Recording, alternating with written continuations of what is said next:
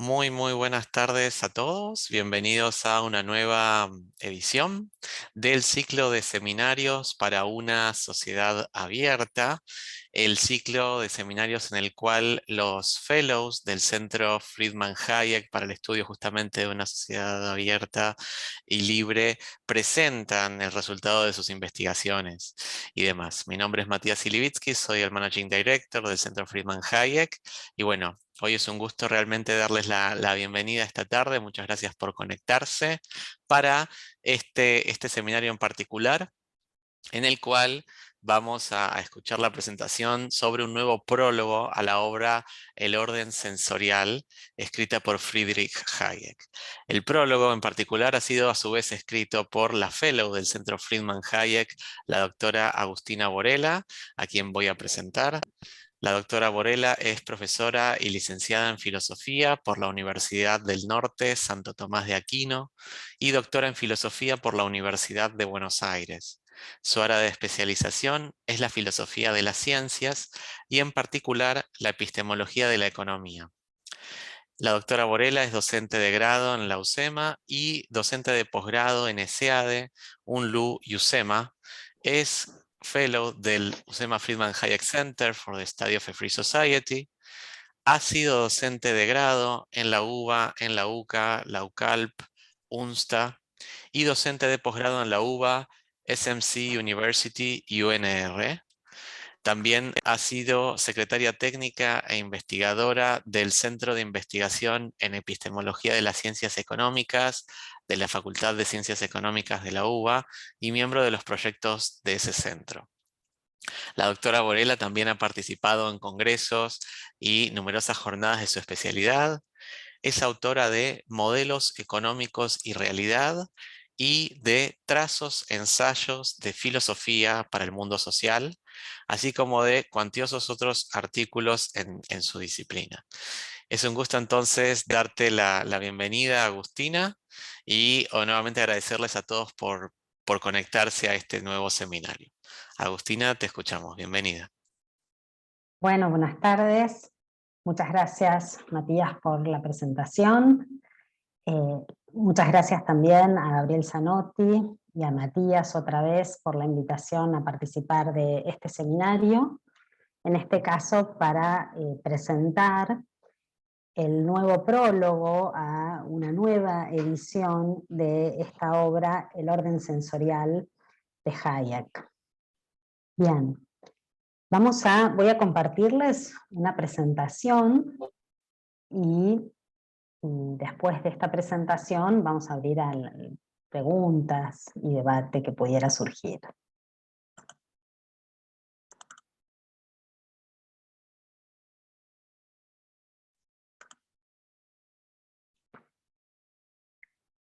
El orden sensorial es una obra que reúne intereses en torno a la psicología que acompañaron a Hayek durante toda su vida.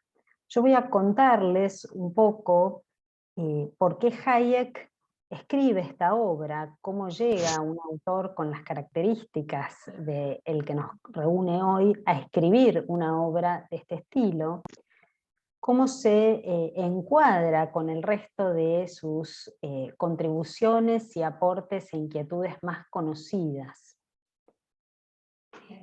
Para que ustedes vean finalmente qué tanto sentido tiene este texto en el contexto más amplio de sus contribuciones. Bien, entonces vamos a comenzar el recorrido.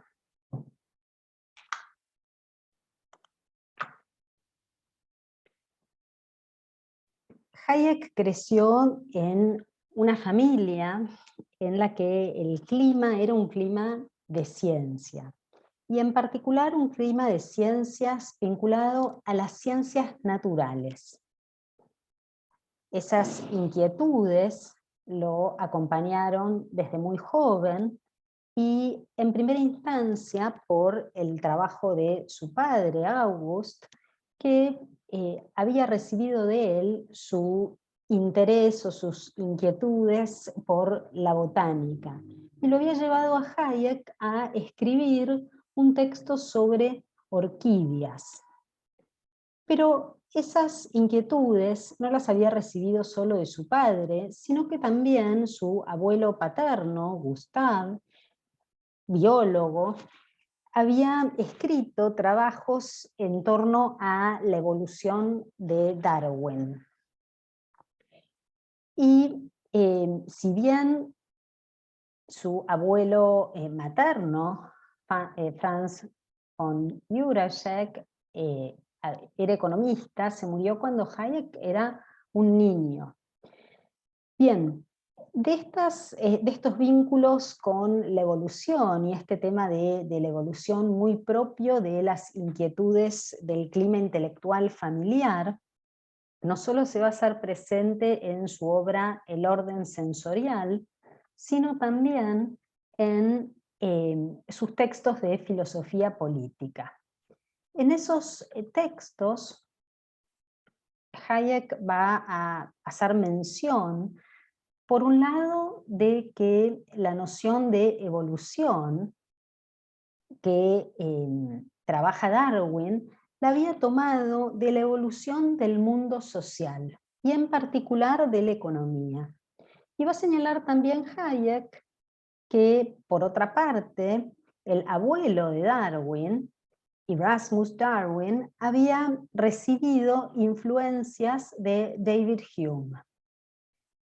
Agrega también que cuando Charles Darwin estaba trabajando sobre su teoría de la evolución, en 1838 estaba leyendo a Adam Smith, y lo que estaba leyendo puntualmente eran sus essays en Philosophical Subjects, y al año siguiente la teoría de los sentimientos morales.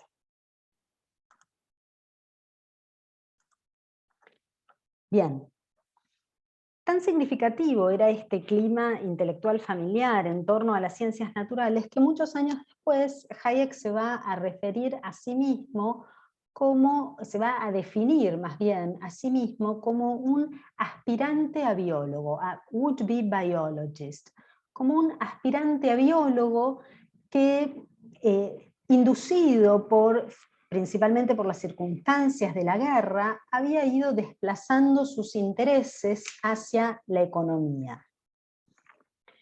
Después de este texto sobre orquídeas que había escrito, trabaja en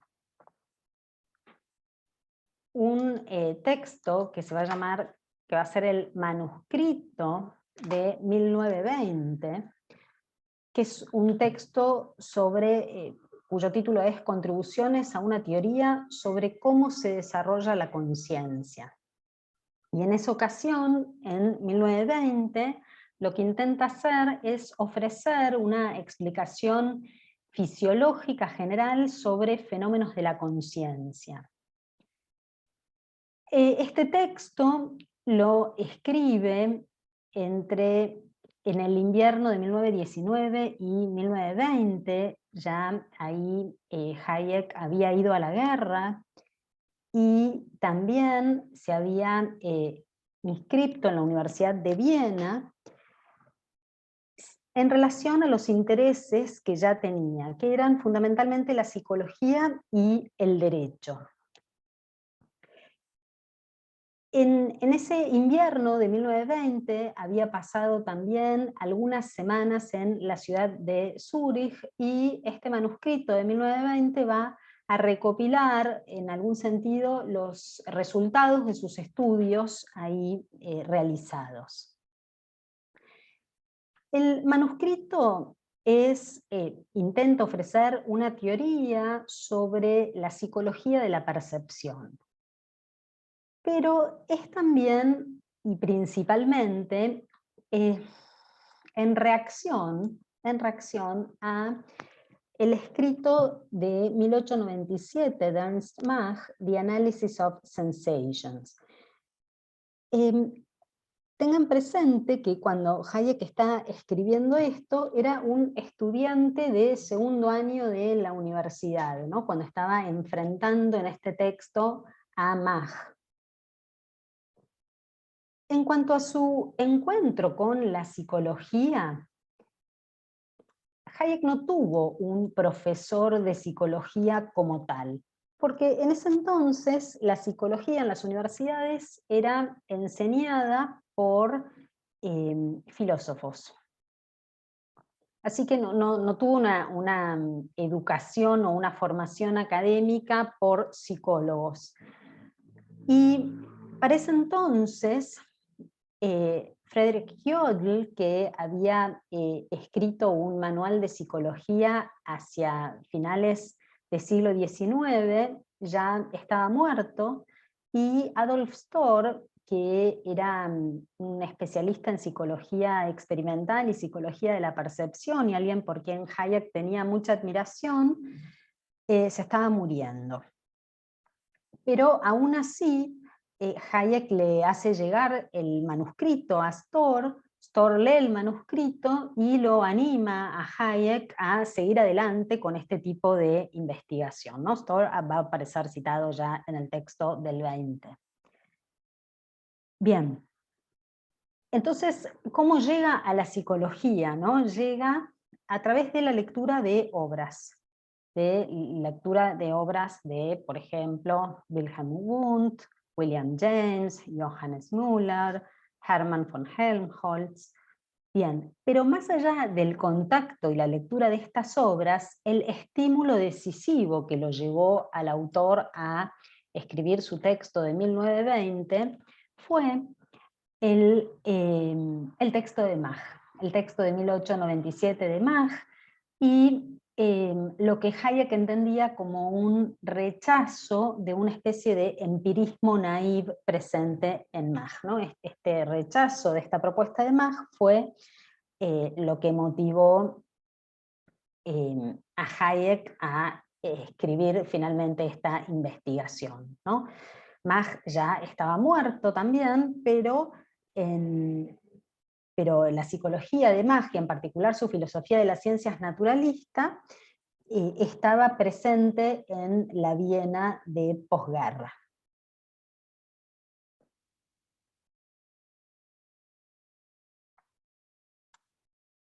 El orden sensorial pudo haber tenido también otros orígenes. Entre esos otros orígenes que se señalan, además de lo que ya mencionamos sobre el clima intelectual familiar, están, por un lado, su participación en la guerra como médico soldado.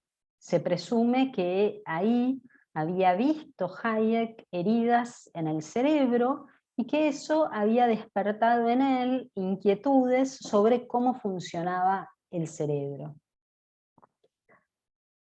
El otro origen, nosotros hicimos mención a Zúrich, ¿no? A una estancia que había tenido de entre 8 y 6 semanas en Zúrich. ¿Qué había hecho ahí?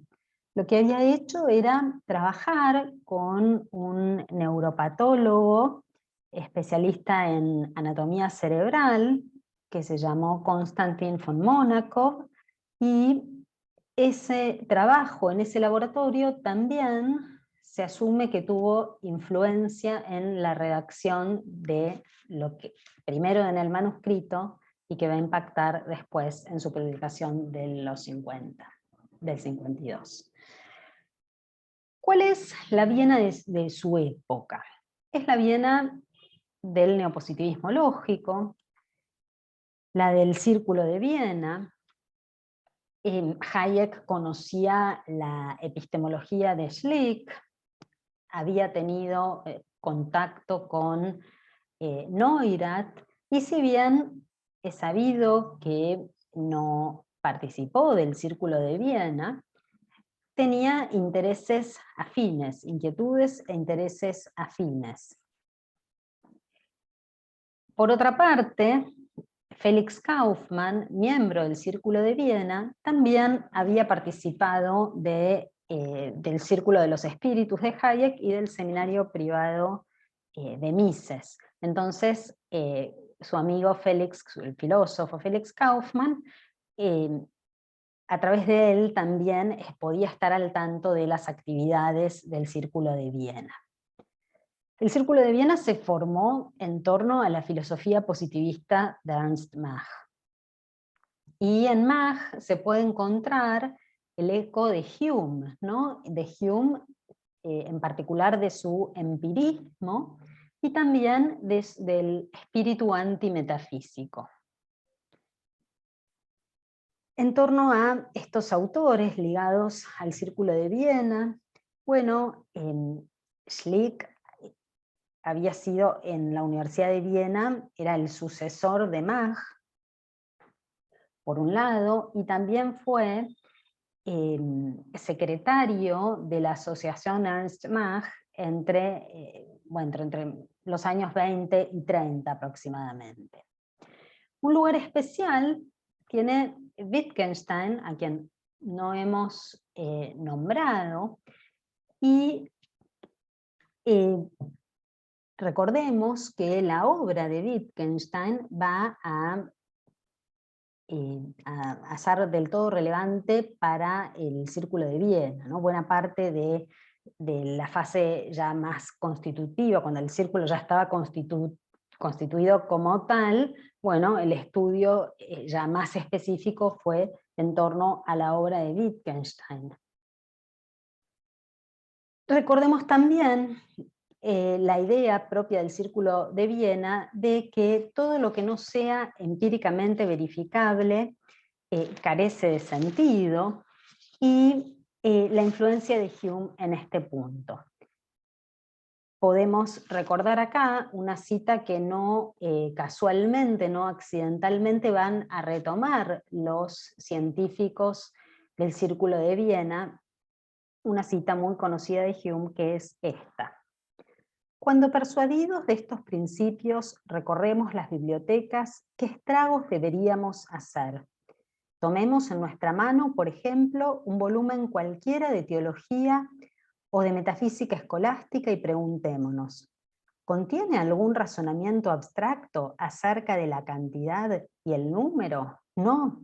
¿Contiene algún razonamiento experimental acerca de los hechos y cosas existentes? Tampoco. Pues entonces arrojémoslo a la hoguera, porque no puede contener otra cosa que sofismas y engaño, ¿no? Entonces ahí vemos, es un ejemplo, ¿no?, de esa influencia de Hume, y una cita que va a tomar el Círculo de Viena. No solo la obra de Wittgenstein, sino que en Wittgenstein, primo de Hayek, Wittgenstein fue muy, muy influenciado también por Ernst Mach y por la filosofía de Ernst Mach. Bien. Entonces,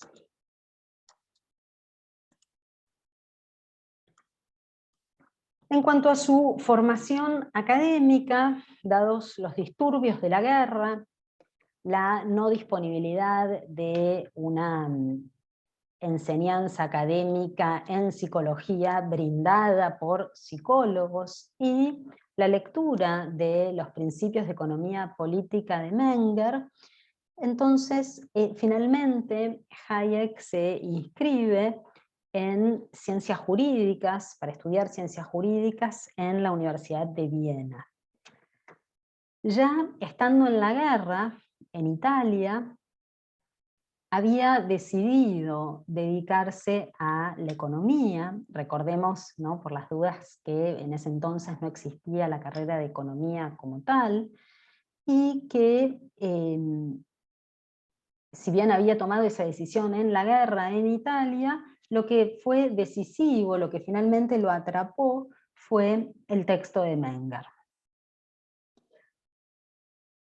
Bien, cuando obtiene su título, empieza a pensar cómo ganarse la vida, y entre estas inquietudes de la psicología y la economía, opta por la economía, abandonando de algún modo el derecho, y se dedica los 25 años siguientes a la economía.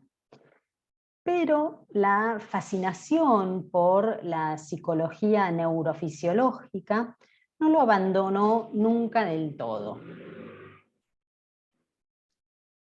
Después de la publicación de Camino de Servidumbre, Hayek realiza una visita a la Universidad de Chicago y a la Universidad de Stanford y decide en el año 46 retomar las ideas en torno a la psicología que se habían empezado a gestar en el 20.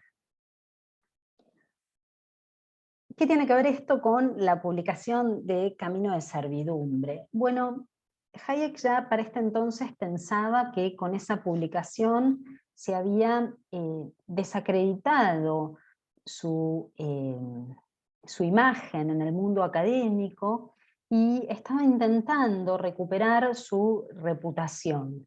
Y entonces piensa que retomar esas inquietudes y esos trabajos de juventud y volver a estudiar esas ideas, pensando en elaborar un texto puramente científico en torno a la mente. Y entonces, en la mitad de los años 40, empieza a intentar convertir el manuscrito del 20 en un libro. ¿Y qué hace? Bueno, escribe 2 textos. En el año 45 escribe ¿Qué es la mente? Una hipótesis de trabajo sobre el origen de las cualidades sensoriales y los conceptos abstractos. Y en el 47 escribe ¿Qué es la mente? Un ensayo sobre psicología teórica. En este último, en el del 47, va a introducir las metáforas de mapa y modelo para explicar la actividad de la mente. Y esos términos van a estar presentes también en la obra, en el orden sensorial, en la obra del 52. Esa noción, una de esas nociones, la noción de modelo, la va a tomar de la cibernética. Y en particular de uno de los trabajos fundamentales de cibernética, un trabajo del año 43, La naturaleza de la explicación, de un fisiólogo británico, Kenneth Craig, de quien también va a tomar elementos evolucionistas.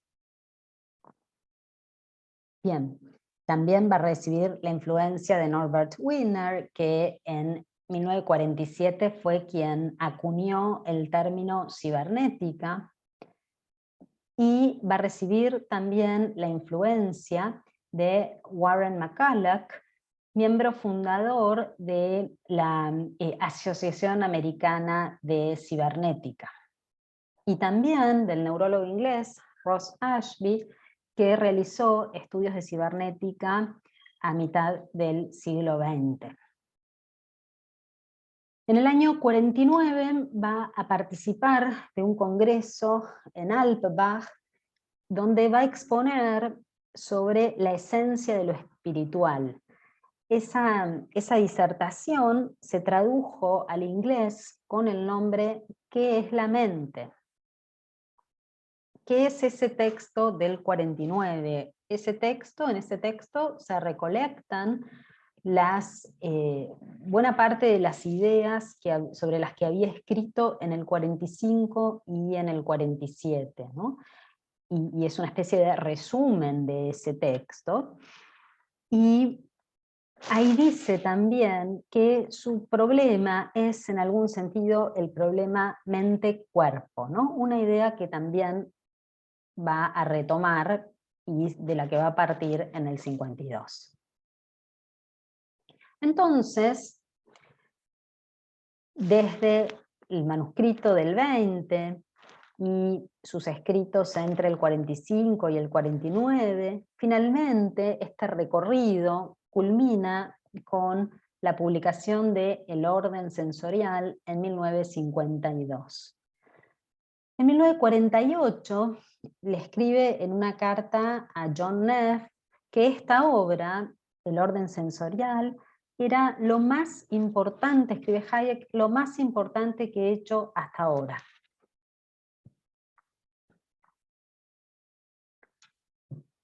En su llegada a Chicago,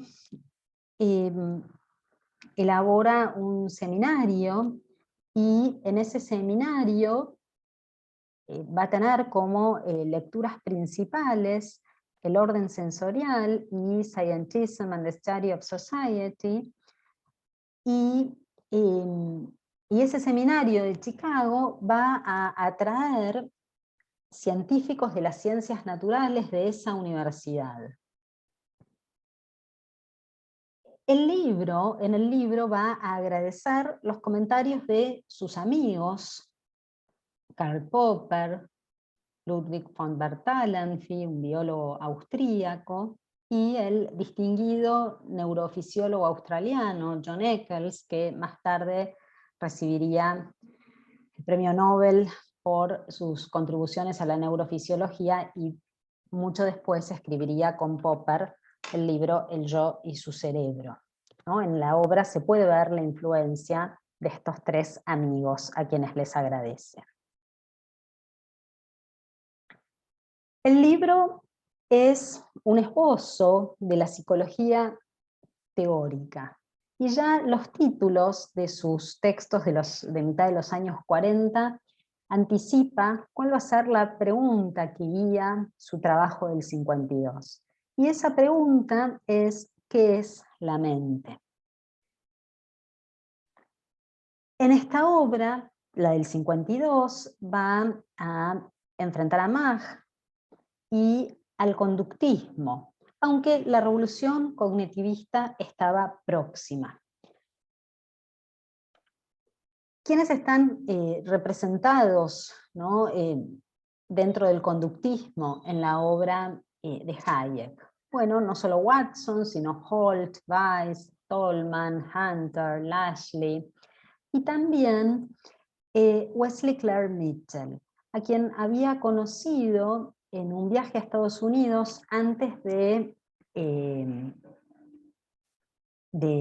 comenzar a trabajar en la London School of Economics, y Wesley Clair Mitchell proponía reemplazar los supuestos irrealistas de la teoría económica mainstream por la psicología conductista. Bien, se va a sostener la idea de que la mente es orden, que es orden espontáneo, va a decir Caldwell, que la mente es un orden espontáneo parecido al que está presente en varios de los fenómenos sociales y económicos explorados en otras contribuciones de este autor. Incluso hay quienes sostienen que la idea de la mente como orden espontáneo está presente como una idea guía en sus trabajos de economía. Va a distinguir dos órdenes, y esto también va a ser una de las diferencias más importantes con el conductismo: el orden físico y también el orden sensorial, ¿no? El orden físico es el que obtenemos a través de las ciencias de la naturaleza, y el orden sensorial es aquel que experimentamos como individuos. El orden sensorial también va a recibir otros nombres: mental, perceptivo, mundo subjetivo, mundo familiar, ¿no? Mientras que el físico va a ser objetivo, científico, o también llamado geográfico.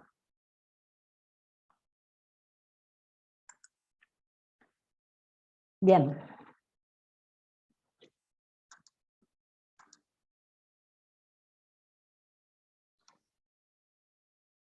La función de la mente en este autor es clasificar.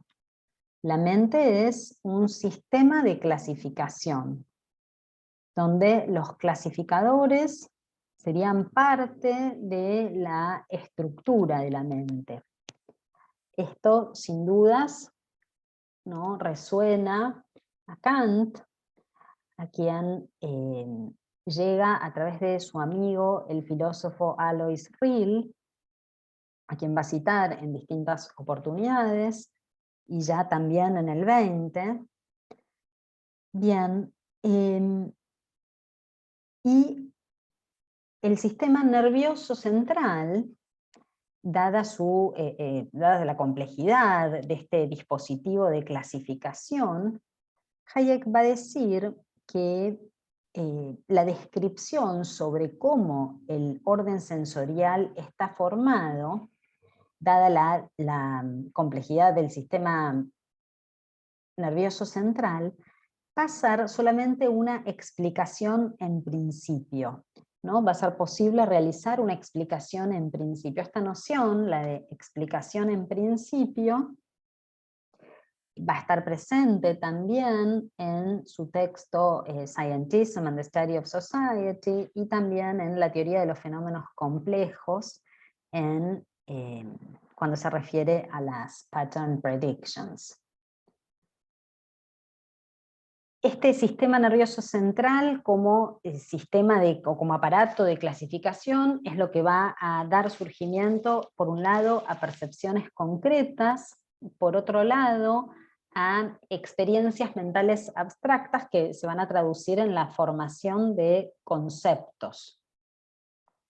Las experiencias sensoriales son entonces surgen a partir de actos de clasificación que hace el cerebro, que realiza el cerebro, a partir de experiencias anteriores. Esto último va a tener un lugar especial, ¿no? Las experiencias anteriores.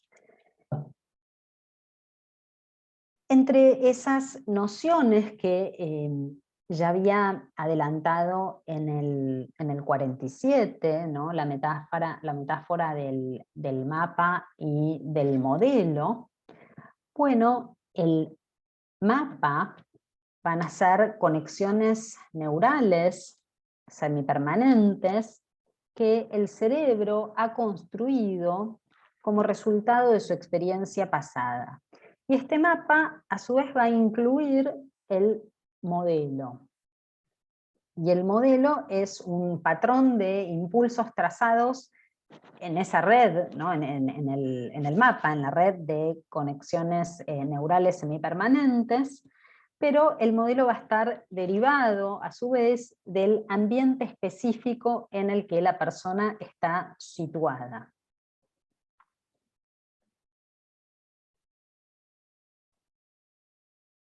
Va a destacar este autor la importancia de la clasificación en la captación de las cualidades sensoriales, ¿no? Va a subrayar el rol de la interpretación, ¿no? Se ve aquí ya, se va introduciendo la influencia de Popper. Va a ofrecer fundamento neurofisiológico para la idea de la precedencia de la teoría respecto de la observación, de la carga teórica de la observación. Recordemos que 16 años después, Hayek va a escribir La primacía de lo abstracto, en el que, entre otras cosas, va a decir que nuestra percepción del mundo exterior la hace posible la mente que posee una capacidad organizativa. El orden sensorial también algunos han sostenido que es un análisis de la relación acción-interpretación. Ha sido leído también como una defensa de la aproximación Verstegen, donde se va a asumir que el conocimiento de la realidad en algún sentido depende de cómo ella es interpretada, pero también se va a asumir aquí que la mente es un sistema autoorganizado de conexiones. La percepción es, en este autor, un acto de interpretación. Y la mente va a ser un sistema interpretativo, autoorganizado, condicionado temporalmente. Entonces, la sensación se hace posible a través de la interpretación y de la experiencia pasada. la mente va a hacer entendible, a hacer inteligibles los impulsos sensoriales a través de la organización y la memoria. Entonces esta idea de la actividad clasificatoria se va a dar en el contexto de un recuerdo previo, y entonces también se va a hacer referencia a la idea de la precedencia de la memoria respecto de la percepción. También se va a sostener la idea de que la mente tiene limitaciones. Limitaciones especialmente para explicarse a sí misma. Y esta idea de los límites de la mente se encuadra perfectamente bien en las limitaciones del conocimiento fundantes del pensamiento de este autor. En cuanto a las posibilidades para explicar un agente explicativo, va a sostener Hayek, una estructura con un grado de complejidad superior a aquello que explica. Bien. Entonces, y en ese sentido, ningún agente explicativo puede explicar algo de su misma clase, sino algo que tenga una complejidad menor. Y es por eso que va a sostener que los límites del cerebro no van a permitir nunca explicar completamente las operaciones propias. Y acá, ¿no? Entonces, en este sentido, la idea de los límites de la mente. Estos límites de la mente, que mostrábamos como compatibles o susceptibles de ser encuadrados en las limitaciones del conocimiento, estas últimas van a estar presentes en su texto muy conocido del 37, Economics and Knowledge, que se va a publicar inicialmente en Económica y después en el 48 en Individualism and Economic Order, y en su discurso de 1974 en Estocolmo, en ocasión de recibir el premio Nobel, ¿no? En la pretensión del conocimiento. Entonces,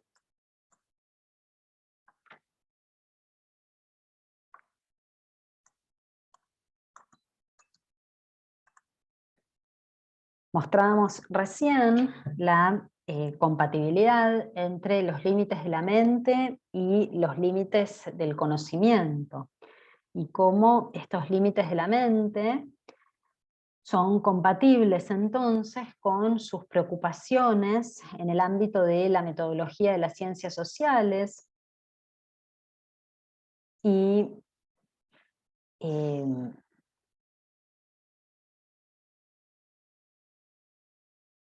cómo esto se va a publicar entre el 42 y el 44 en Económica, en 3 partes, y después,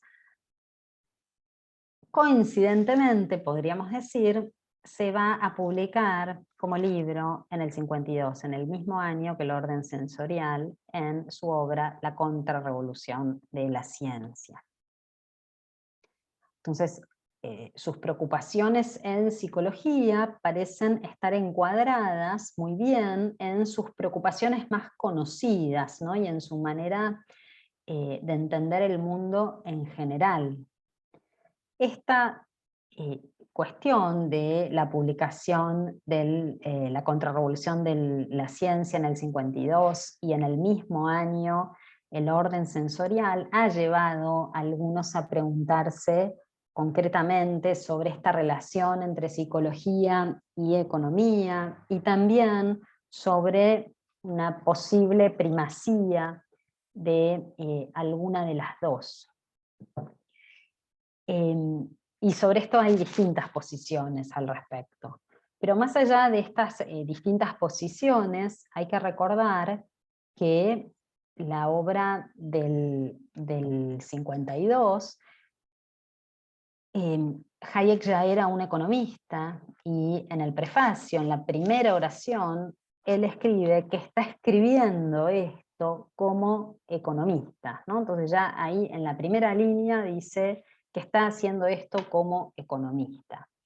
Ahora, señalar esto no deja afuera la diversidad de lecturas posibles de estas relaciones, no desdibuja la originalidad de sus inquietudes en psicología, y no desvaloriza, por supuesto, el aporte que hace en esta área.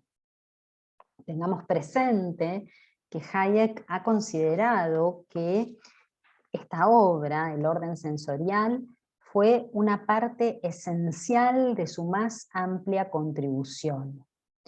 Entonces, el orden sensorial no es un texto atípico y extraño de un autor que repentinamente escribe un texto de neuropsicología para satisfacer una afición que tenía, sino que esta obra tiene completo sentido, por un lado, en su vida, en el desarrollo de su pensamiento y en el despliegue de sus ideas, tanto en ciencias sociales como naturales, ¿no? Y entonces sus contribuciones a ambas ciencias y sus preocupaciones en torno a ellas tienen vínculos estrechos y un piso común que se advierte en su obra, en su vida y en una reflexión retrospectiva que se puede hacer sobre sus aportes. Así es que, para terminar, en 1979, sobre este texto escribe: dicho ensayo, sin embargo, me ha permitido aclarar mis ideas sobre gran cantidad de temas relacionados con la investigación social, mis conceptos acerca de la evolución de los órdenes espontáneos y de la metodología, y limitaciones que afectan a nuestros intentos orientados a explicar los fenómenos complejos, quedaron establecidos fundamentalmente durante la preparación de este libro. Lo mismo que utilicé el trabajo realizado durante mis estudios juveniles sobre la psicología teórica en la formación de mis opiniones sobre los problemas metodológicos relativos a las ciencias sociales. Así también la profundización de mis ideas juveniles sobre la psicología teórica en la formación de mis opiniones sobre los problemas metodológicos relativos a las ciencias sociales. Así también la profundización de mis ideas juveniles sobre la psicología con la ayuda de lo que había aprendido en las ciencias sociales me ayudó mucho en todos mis sucesivos desarrollos científicos. Muy bien, hasta acá vamos a dejar de compartir la pantalla.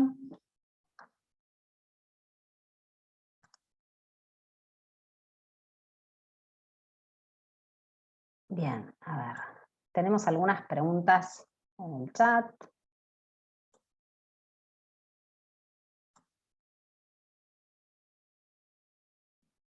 Bien, Sergio dice: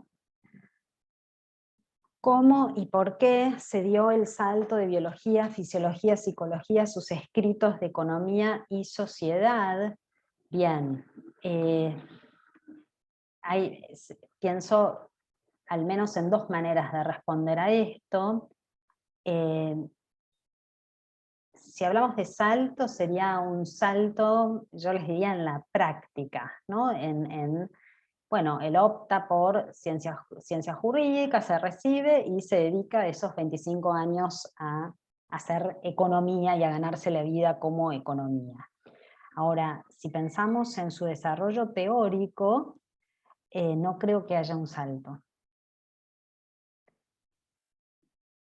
Entiendo que el desarrollo teórico estuvo siempre. Fueron dos caminos que más allá de qué tan visible esto fuera, estaban entrelazados en su desarrollo intelectual, ¿no? Sin dudas, sus contribuciones más conocidas son las relativas a la economía y a las ciencias sociales, pero no pienso que en su desarrollo intelectual haya un salto como tal. ¿Cuáles son los puntos de contacto entre el orden sensorial y sus principales contribuciones económicas? Pregunta Sergio también. Los fundamentos filosóficos. Y dentro de esos fundamentos filosóficos yo elegiría dos, de los que se pueden desprender, bueno, muchas otras ideas, pero esos dos que elegiría serían los límites del conocimiento y la noción de orden espontáneo, ¿no? Por supuesto que la contribución del autor es enorme y de eso abre a un montón de otras contribuciones, pero fundamentalmente señalaría eso. No estoy, dice Sergio, no estoy de acuerdo con quien explica, debe tener mayor complejidad que el objeto explicado. Los físicos explican al universo, entidad compleja si la hay, y son menos complejos que el universo. Los neurofisiólogos explican el cerebro, son menos complejos que el cerebro. Los cientistas sociales explican, bueno, la lista sigue. Bien, en línea con lo que dice Sergio, yo diría, Hayek también explica el cerebro, lo que él está expresando son las limitaciones. Me parece que nada de lo que se señala, lo que se está señalando, excluye las limitaciones, ¿no? Los intentos de explicar, por muy buenos que sean, no cierran la posibilidad, no cierran la idea de las limitaciones. Recordemos que desde el punto de vista de las ciencias, de quienes hacen las ciencias son todas humanas, ¿no? Y están acompañados por las notas propias de la condición humana. Bien, Ezequiel, tenés Ezequiel de Francesco, una mano levantada. Hola, ¿cómo está, profe? Buenas tardes para todos. Buenas tardes. Quería consultar en esta ponencia que hace sobre la... Voy a parafrasearlo, es una interpretación mía, si es una teoría del conocimiento, la de Hayek, y cuando habla de la mente organizadora y la percepción, si hay alguna analogía con el concepto de abstracción de Santo Tomás. A ver, es otro lenguaje. Bien. No digo con esto que no pudiera llegar a pensarse en otros términos. Es otro lenguaje y en el autor el fundamento, recordemos que es kantiano, lo que no quita que otro tipo de fundamento realista sea compatible y mejor, incluso para la propuesta hayekiana.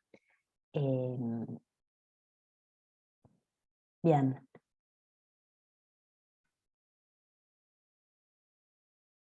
¿No? Sobre esto Gabriel Zanotti, bueno, ha escrito mucho, ¿no? Sobre la compatibilidad y con Gabriel hemos trabajado sobre eso también, de una lectura realista del autor, ¿no?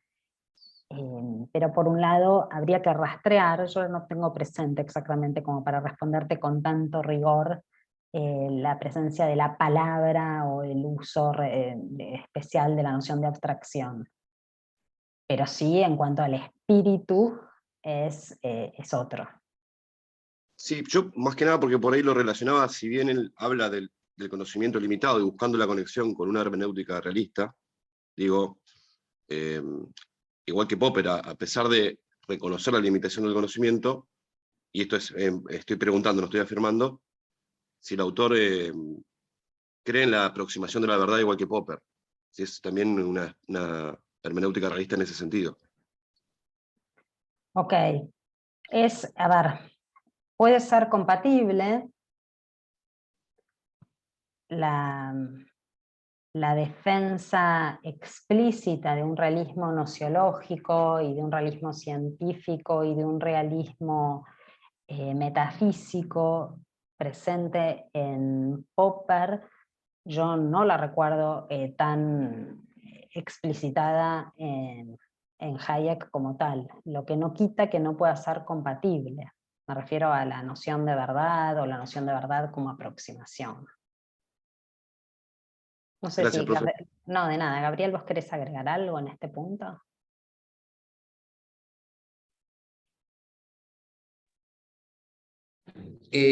Sí, sí, a ver, sí, no, es mucho más difícil establecer la relación Hayek con respecto al tema del realismo. Sí, nosotros hemos escrito que se puede decir que la noción de conocimiento limitado, ¿no?, se puede fundamentar en otros autores, puede fundamentarse en Santo Tomás o en Husserl a través de una interpretación realista de Husserl, y a partir de ahí se puede llegar a la noción de conocimiento limitado, pero eso ya no es Hayek. Hayek es más firmemente neokantiano, ¿ok? Eso seguro. Eh, eh, Habría que revisar, ahora no me acuerdo bien, el artículo Grados de explicación de 1955, que es un ensayo largo, donde él hace una analogía entre el método hipotético deductivo en ciencias sociales y el método hipotético deductivo como Popper lo presenta, a ver si ahí, en el artículo, hay alguna relación con eso. Habría que revisar ese artículo, me parece. ¿Ok? Sí, ese. Sí, sí. Gracias, profe. Bueno, gracias. Bien, vuelvo al chat. Francesco, podríamos relacionar ideas de Hayek con la idea de la mano de Adam Smith y en definitiva en el concepto de arquetipo de Jung, dice Francesco. Ernesto dice, simplemente tratando de comprender mapas y modelos implicaría explicaciones en principio, según experiencias organizadas por clasificaciones, sumando memoria, hablaríamos de temporalidad del conocimiento.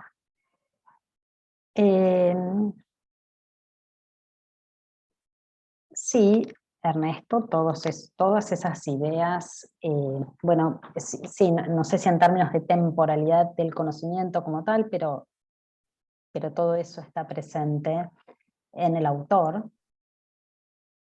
Bien. Muy bien. No sé si alguien quiere hacer algún otro comentario.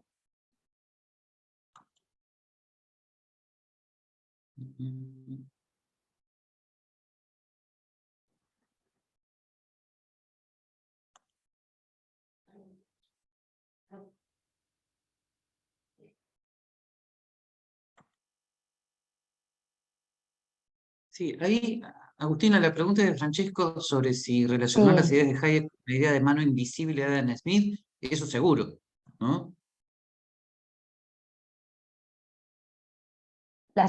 sí, eso seguro, sí. Sí. No sé, Lo hay de una I y arquetipo, una A antes, sí. sí, Eso sí. seguro, sí, lo del concepto de arquetipo Ahí yo no sé. no es algo que yo tenga presente ahora, no.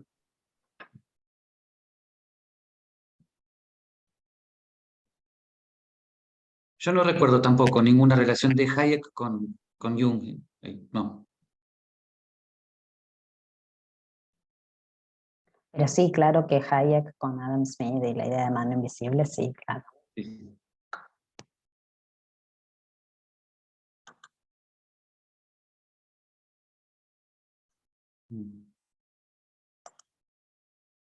Bueno, muy bien. ¿Alguien quiere hacer algún comentario o agregar algo más o preguntar algo? El libro ya salió, ¿no, Agustina? El libro donde El está el libro prólogo. se está editando. Eso es lo. Se está ahí. ¿Cuándo Está bien. Y Unión Editorial tiene sus tiempos, ¿no? Así que no, Está. no sabemos exactamente Sí. cuándo, pero está siendo editado, ¿no? Sí, sí.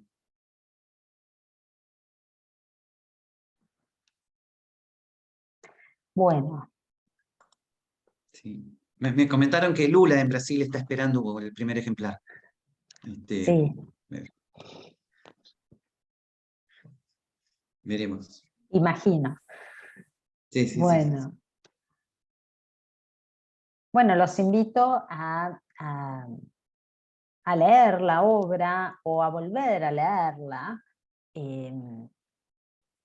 que más allá de las referencias que yo hice al contenido, sobre la noción de interpretación, sobre los límites de la mente, sobre la noción de mapa y modelo, bueno, tal vez este recorrido que hicimos hoy permita tener una lectura más comprensiva de la obra, ¿no? Esta especie de detrás de escena de qué llevó al autor a escribir esto, ¿no? Y cómo estas inquietudes acompañaron su desarrollo intelectual y estuvieron presentes, a veces más a la vista, otras no tanto, en todo su recorrido teórico.